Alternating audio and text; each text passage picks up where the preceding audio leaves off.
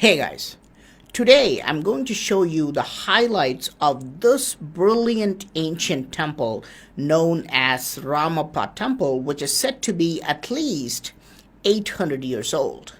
This is located in a remote village, and strangely, the temple is named after the craftsman who designed the temple.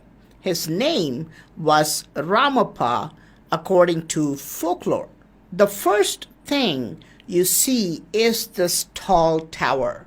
The tower is very special. It's made of floating bricks. Yes, if you take a brick out of this tower and you put it in water, it will float instead of sinking like regular bricks.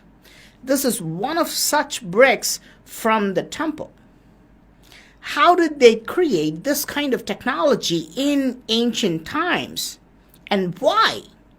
I have already explained this in a previous video. Because of this floating rock technology, this temple was recently nominated to the UNESCO World Heritage Site. When you look at the ceiling, you see these strange patterns, these small hemispherical protrusions. There is a reason for this. In ancient Hindu temples, every little thing was made with a reason. But I'm not going to tell you what it is. Please leave your thoughts in the comment section. You can see how the different slabs are perfectly fit together, and the first time you see it, you realized that it is not perfect. You can see some gaps between the slabs. Why is it not perfectly fit? Well, let's go in and see why these gaps exist. Once you enter, you realize that this temple has been hit by a powerful earthquake. The floor shows several plinth beams popping out from under the ground.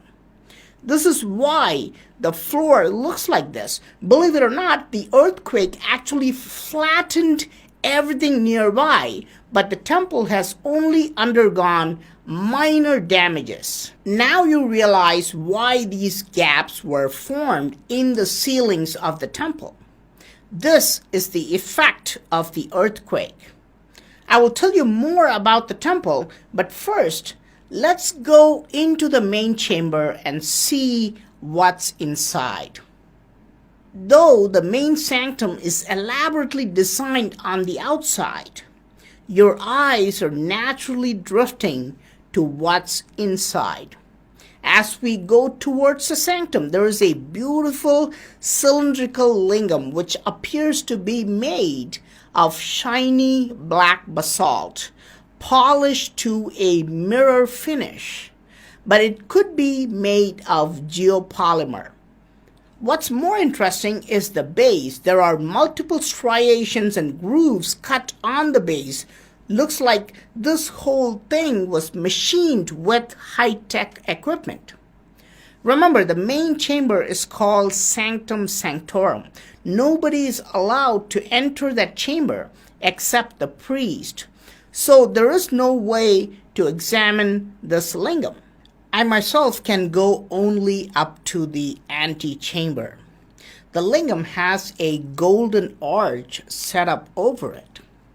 It is quite dark here, but the main lingam looks illuminated.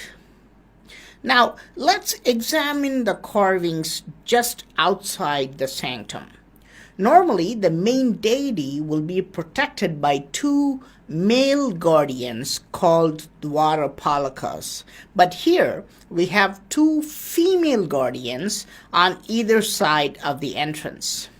Today, the Indian traffic system is based on the British model. We keep to the left side. But in ancient India, people always used the right side. You enter from the right and look how this female doorkeeper greets you with a namaste. After you finish absorbing the energy from the lingam, when you go out, the other girl is giving you a banana, a standard Hindu custom for anyone who leaves the place. This is the famous image of Krishna playing the flute. Look how he's touching a tree. Now, if you tap on this tree, you will get different tones of music. This is proof of ancient technology. The pillars of this temple are insanely decorated. The artistic appeal is just incredible. Here you can see some dancers. But notice how some of the dancers are sharing their legs. These 3 dancers should have a total of 6 legs, but instead they only have 4 legs, and it creates an interesting optical illusion. Ancient Indian temples have a unique way of blending art and science to create a magical effect. The carvings here are actually quite small, but they're all in 3D, not 2D. What this means is that you can see that the legs are carved like actual legs. There is space between them. You can put your finger behind the legs. Carving something like this is not easy, if these are carvings at all. I don't know if they were molded. They look like they were made by melting rocks and casting them like wax dolls. There's more evidence of this. Here you can see a rock bent like a piece of rubber. This is very clear that it was bent. But rocks don't bend, they're supposed to break, which makes me wonder, what kind of technology did ancient builders use? How did they accomplish this? What's crazier than these pillars? The ceiling blocks, which appear to have cymatic designs. This is just mind-boggling because the details are just too much to grasp. I could spend hours explaining the ceiling features alone, but I will just show you one block so you can see what kind of details are implemented. In the center, there is a protruding panel which is hanging in 3D.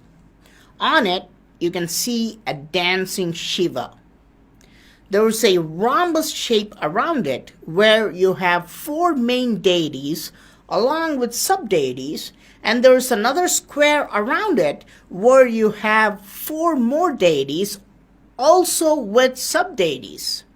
These are called Ashtadik Palakas, the guardians of 8 directions. There are also 4 rectangles outside, each one telling a different story of Shiva. You can see all the other characters from these stories as well. But it does not stop there. There are 4 more rectangles outside this too, which tell more stories of Shiva. So, in just one panel, there are more than 100 deities. All of them are still identifiable even after 800 years. I'm too tired even to explain the gods and what they do here, but imagine how hard it must have been to carve them. There's a lot more stuff I could show you inside the temple, but let's go outside because there are some really crazy things we need to see on the outside as well. Look at these carvings. What we see here are crazy scenes from ancient wrestling fights. Look at the various types of locks and positions these carvings are showing. This means that these kind of sports existed at least 800 years ago in India, even though I believe that this temple is much older than that. Look at this carving. See how the guy on top has completely dominated the guy on the bottom, making him impossible to move. But what's more interesting